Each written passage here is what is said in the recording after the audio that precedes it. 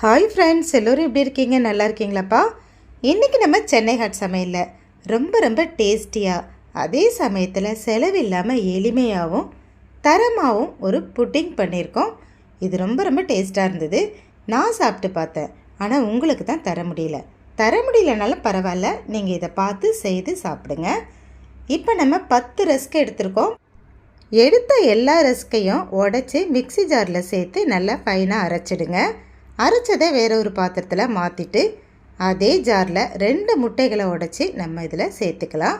வாசனைக்காக ஏலக்காய் பவுட்ரு கொஞ்சம் சேர்த்துருக்கேன். உங்களுக்கு பிடிக்கலைன்னா எசன்ஸ் கூட இதில் நீங்கள் அதுக்கு பதில் சேர்த்துக்கலாம். காய்ச்சி ஆற வச்ச பால் 1/2 டம்ளர் ஊற்றி மிக்சியில் நல்லா அடித்து எடுத்துக்கோங்க.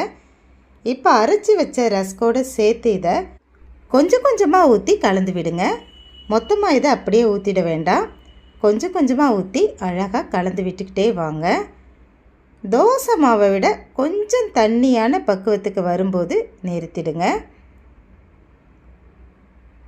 இதே போல் பார்த்துக்குங்க, இப்படி தான் இருக்கணும்.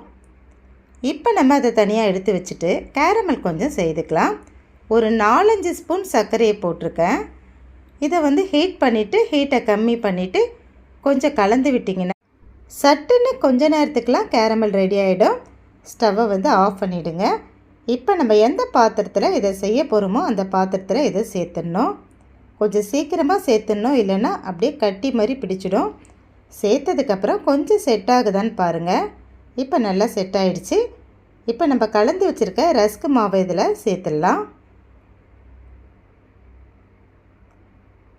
ரொம்ப டேஸ்டான ஃபுட்டிங் இப்போ கொஞ்ச நேரத்தில் ரெடி ஆகிடும். கொஞ்சம் நேரம்னா ஒரு 15 நிமிஷம் ஆகும்னு நினைக்கிறேன். இந்த பாத்திரத்துக்கு ஏற்றது போல் ஸ்டாண்ட் இல்லை, அதனால் ஒரு கிண்ணத்தில் தண்ணி வச்சிடுறேன். உங்களுக்கும் ஸ்டாண்ட் இல்லைன்னா இதே போல் கிண்ணத்தில் தண்ணி வச்சுட்டு அது மேலே வைங்க. அப்போ தான் இந்த வெயிட்டுக்கு இது கரெக்டாக நிற்கும். நல்லா சென்டராக இருக்கான்னு பார்த்துக்குங்க. இப்போ கரெக்டாக இருக்குது. இப்போ மூடி வச்சிடலாம். சரியாக 15 நிமிஷம் பொறுத்து நான் திறந்து பார்த்தேன். சூப்பராக வெந்திருந்தது. ஒரு குச்சி வச்சு இதில் நீங்கள் செக் பண்ணிக்கங்க. குச்சியில் மாவு ஒட்டாமல் வந்ததுன்னா இது வெந்துருச்சுன்னு அர்த்தம். நம்ம இட்லியெல்லாம் எப்படி பார்க்குறோமோ அதே பக்குவம் தான்ப்பா. ஒட்டலை பாருங்கள். ரொம்ப டேஸ்டான, ரொம்ப எளிமையான, வீட்டில் இருக்க பொருளை வச்சு அழகாக ஒரு புட்டிங் பண்ணிட்டோம்.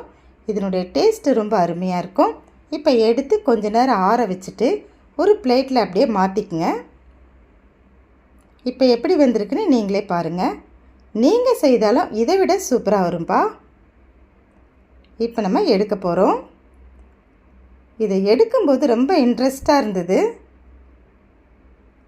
வாவ், ரொம்ப சூப்பராக இருக்குல்ல. ஆனால் இது மேலே இருக்க டிசைன் நம்ம போடவே இல்லை. இந்த டிசைனை நான் எதிர்பார்க்கவும் இல்லை, தானாக வந்திருக்கு. விடுங்க, அழகாக தான் இருக்குது. இப்போ எடுத்து கொஞ்சம் அழகாக டேஸ்ட் பண்ணிக்கலாம். ரொம்ப சாஃப்டாக மிருதுவாக வந்திருக்கு. வீட்டில் இருக்க சர்க்கரை, பால், முட்டையை வச்சுட்டு ஒரு 10 ரூபாய்க்கு ரஸ்க் வாங்கினீங்கன்னா சூப்பராக செஞ்சு அசத்தலாம். உங்களுக்கு இந்த வீடியோ பயனுள்ளதாக இருக்குன்னு நம்புகிறேன். நம்ம சேனலை சப்ஸ்கிரைப் பண்ணிக்கங்க. தேங்க்ஸ் ஃபார் வாட்சிங் ஃப்ரெண்ட்ஸ்.